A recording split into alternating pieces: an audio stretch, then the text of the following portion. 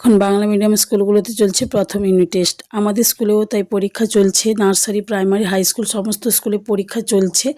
কিছু স্কুলে পরীক্ষা প্রায় শেষ, তাই সকাল সকাল সহজে রুটি রান্না করে নিয়ে ছেলেকে খাওয়া দাওয়া করে পড়তে বসিয়ে দিলাম এবং আমি সকালের কাজগুলো রান্নাবান্না গুছাতে হবে। ছেলের বাবারও শরীর ভালো নেই, তাই ওরার জন্য ওষুধ এবং টিফিন সমস্ত কিছু রেডি করে দিয়ে আমি এবার রান্নার কাজ কিছুটা গুছিয়ে নিব, তারপরে ছেলের পড়াগুলো ধরবো। ও এখন নিজে পড়াগুলো করে নিক বা দেখে নিক, খুব একটা পড়া কিছু বাকি নেই পরীক্ষা, তাই একবার রিভিশন করে নিবে।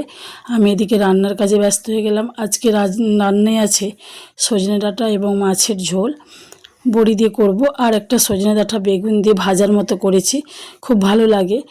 সাধারণত মাছ খুবই রান্না কম করি, কারণ ছেলে খুব একটা মাছ পছন্দ করে না।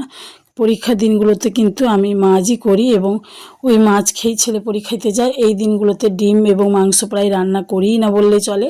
রাতের বেলা কখনো করি, আবার কখনো করি না, কারণ এই সময়টা টিউশনটাও খুব চাপ থাকে এবং বাড়িতে ছেলের নিজের যত্ন নেওয়া এগুলো থাকার জন্য রান্নাবান্না খুবই কম হয়।